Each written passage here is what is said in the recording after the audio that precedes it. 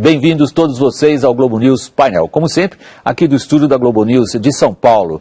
O tema desta edição é a economia internacional, particularmente a americana, e depois de um alerta meio chato feito pelo Fundo Monetário Internacional. Sempre o FMI, né? Pelo menos a minha geração se acostumou tanto a falar mal do FMI, agora é o FMI que fala mal da gente.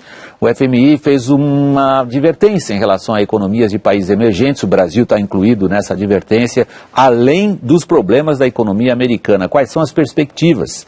3 são os nossos convidados para discutir economia americana e internacional.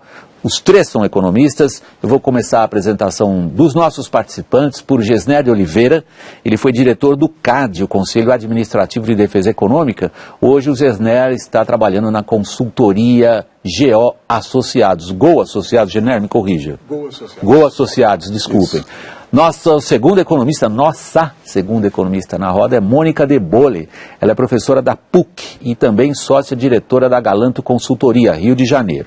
O terceiro economista que participa hoje é José Francisco de Lima Gonçalves. É o economista-chefe do Banco Fator. Eu aproveito esse instante do programa para mandar a você, ouvinte da CBN, nossa saudação especial, você, ouvinte, que nos acompanha todo sábado à noite. Gesner, você ainda tem medo do FMI? Nunca tive. E acho que o FMI é uma organização multilateral, com todas as limitações que uma organização multilateral tem. Ou seja, acerta pouco. Acerta muito pouco, né? O FMI não conseguiu ter um papel muito importante na crise da dívida dos países emergentes, na crise da dívida latino-americana.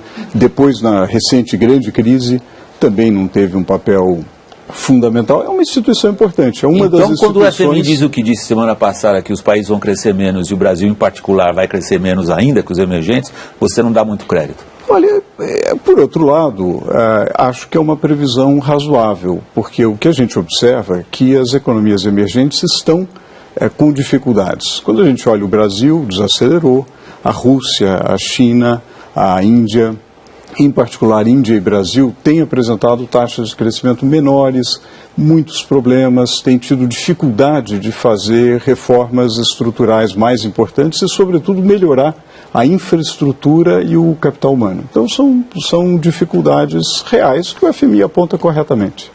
O FMI, no fundo, acabou dizendo aquilo que a gente já sabia, Mônica. Trouxe alguma novidade para você quando diz que as coisas para os emergentes, até pouco tempo atrás, estão celebrados? Hoje, meio que viraram geninho? Viraram geninho. Deixa eu começar com a sua primeira pergunta. Eu não tenho medo do FMI. Você gostou da pergunta? Eu trabalhei no FMI. Então. O que acontece ali, quer dizer, no fim, todas essas projeções de crescimento, né, esses números todos que o FMI compila e anuncia normalmente nessa época do ano, que é a época em que o FMI faz a reunião anual, essa em que os países todos se reúnem lá e tal, e olham e traçam cenários, né, para a economia mundial e tudo mais. Em geral no outono no hemisfério norte, que foi agora, né? Isso, exatamente. O que acontece é que as pessoas que estão por trás, fazendo os números e que estão fazendo as projeções de crescimento e todo batalhão de economistas com no mínimo um PhD. Exato. O que acontece na própria configuração do FMI é que o FMI é uma instituição onde as pessoas, os diretores e os, digamos assim, acionistas do FMI são os próprios países, né? São os próprios países membros. Então, muitas vezes acontece as pessoas que estão fazendo as projeções, os funcionários do FMI, os economistas, esse batalhão de PhDs, vir com números que não são exatamente do agrado de alguns diretores que estão sentados lá na diretoria, e aí você acaba tendo que, no fim, botar uma projeção menos... Se for uma projeção ruim, menos ruim, se for, sabe? Você está dizendo que fica sendo uma projeção mais política do que técnica. É muito política, No fim, o que eu estou dizendo é isso. Então, essa sensação que a gente fica de que, os números do FMI, quando saem, são meio Benjamin Button, assim, já saem velhos, né? Já nascem velhos os números do FMI. É um pouco isso, né? Porque, no fim, esses números são muito politizados. Então, a pergunta, José Francisco, é se esses números merecem ser levados com tanta digamos, seriedade, como toda a imprensa internacional e a brasileira em particular levou na semana que passou, e o destaque foi negativo. Mas só para esclarecer, eu também não tenho medo do FMI. Não pareceria o medroso. Os três economistas fizeram uma profissão de fé. Eu acho que é importante olhar em perspectiva essa história, né? O FMI era uma grande promessa lá no acordo todo de Bretton Woods, aquela reforma que foi tentada depois da Segunda Grande Guerra, né? Mas o tempo mostrou que não é bem assim, né? Você não consegue ter uma entidade supranacional que descolhe da realidade, da hegemonia, ou como queira, de alguma economia mais importante, né? Mas voltando aos números, porque há um fato sobre a mesa então, para que vocês os traçarem. Na semana passada, mais de um colega seu me ligou, assim, para botar para quebrar, né? A nota do FMI, a revisão do FMI, pondo o Brasil para crescer menos e o pior do crescimento dos BRICS ou de não sei o que e tal. Eu falei, espera um pouquinho que eu vou ler o relatório, né? Quer dizer, na verdade, a mudança de estimativa deles, como a Mônica disse, veio tarde. Eu não conheço muita gente aqui dentro do Brasil que já não estivesse enxergando essa piora há 2 meses.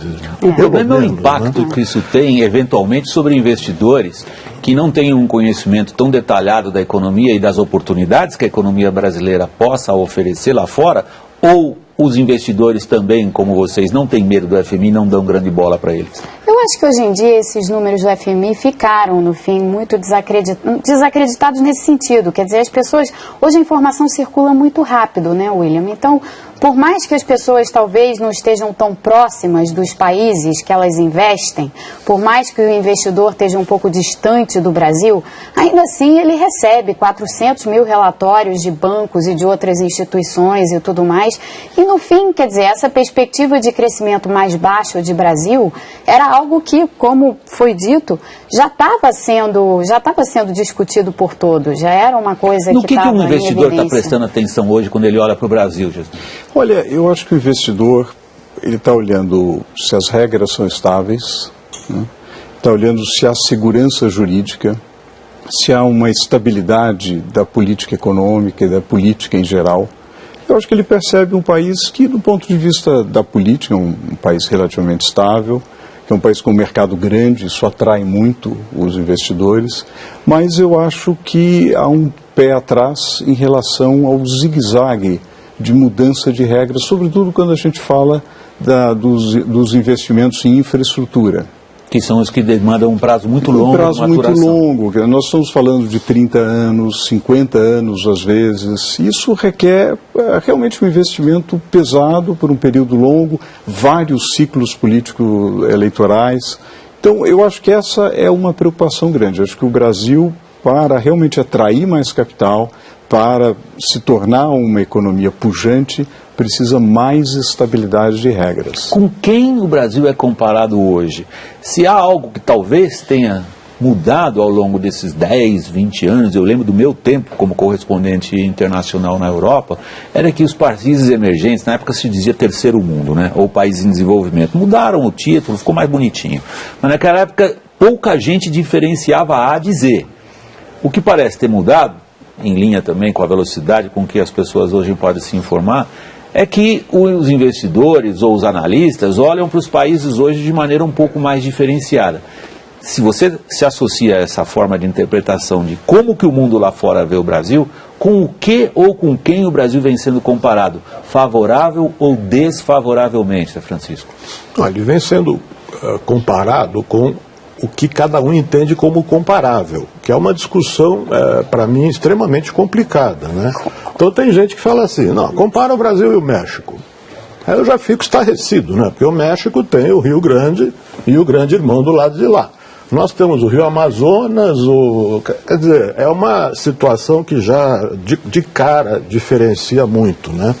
Do ponto de vista da constituição histórica que leva à configuração de instituições, a gente já foi, digamos, comparado e ficando para trás com a Argentina, com o Chile, etc, etc. Hoje em dia eu não sei bem se é assim. Não que a gente tenha melhorado muito, né? É que eu acho que os outros pioraram bastante também, né? Então, essas comparações, que têm que ser feitas necessariamente, elas, na minha opinião, escondem o que é o mais importante, que é você largar a mão de generalizar, né, os emergentes. Então, o que são os emergentes? É uma discussão extremamente complexa. Comparar com países da Ásia é comparar uma tradição, uma história, uma situação, uma herança que não tem nada a ver uma com a outra. Então eu acho muito difícil você falar, não, porque a Tailândia ou a Coreia, etc, etc. E o Brasil, por sua vez, tem essa tradição de instabilidade, não sei o que, não sei o que. Olha um pouco para a história dos outros e veja também as dificuldades. Né? Bom, no fundo eles vão traduzir isso num número. Qual é a minha taxa de retorno, Mônica?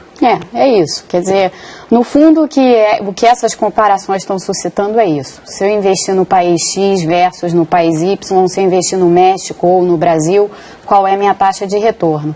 E hoje, voltando ao ponto do Gessner, quer dizer, o que existe é uma relutância dos investidores, e aí a gente não está falando só de investidor de mercado financeiro, não. A gente está falando também de empresas. Do ponto de vista das empresas que queiram vir para cá ou que queiram aumentar as suas operações aqui.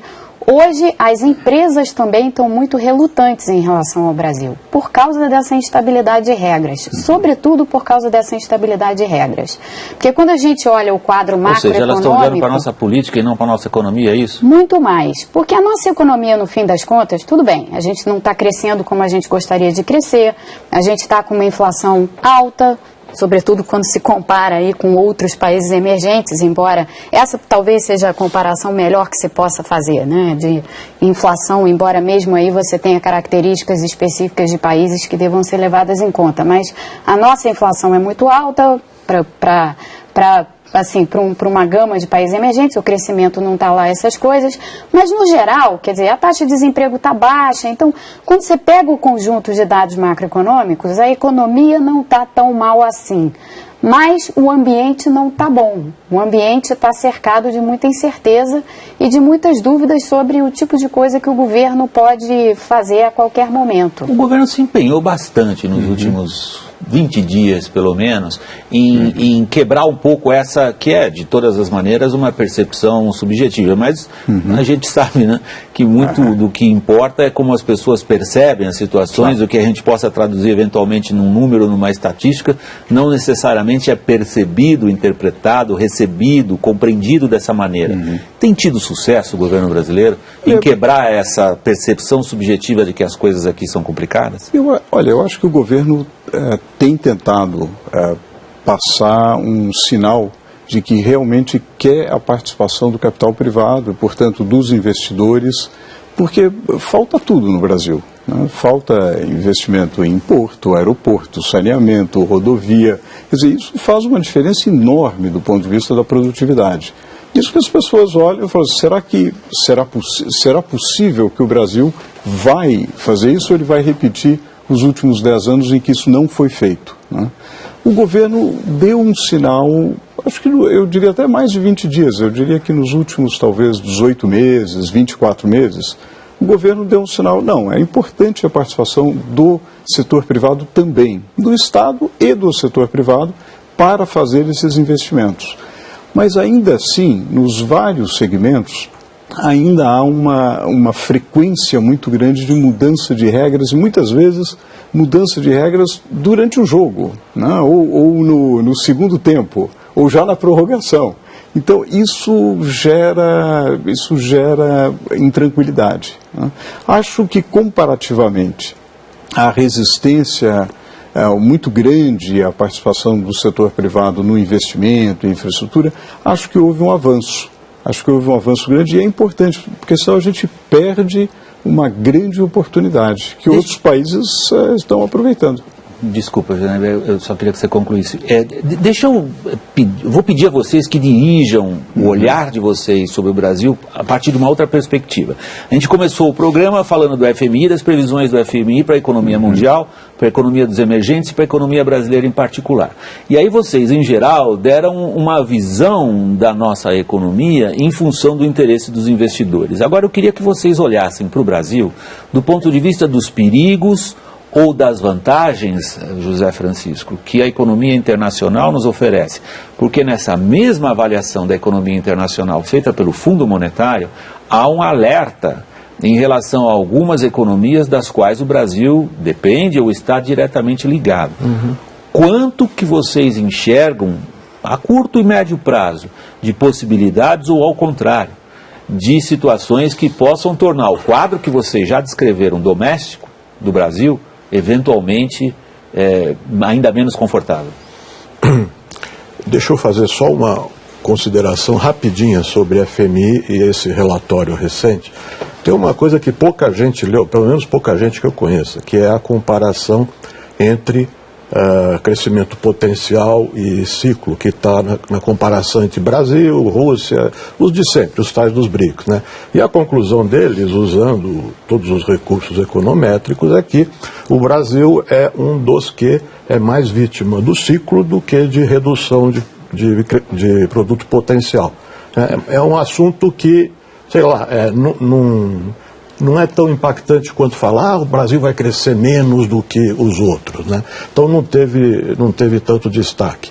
Mas só para chamar a atenção... O que eles estão chamando a atenção, se eu entendi corretamente, é que em relação ao que o Brasil poderia crescer, ele é o que mais sofre perigo ou está mais ameaçado de não chegar ao seu potencial em função de conjunturas rápidas. É o país dos 4 que menos perdeu potencial de crescimento. Ao contrário, então, do que eu entendi. Ok. Exatamente o contrário do que eu falei.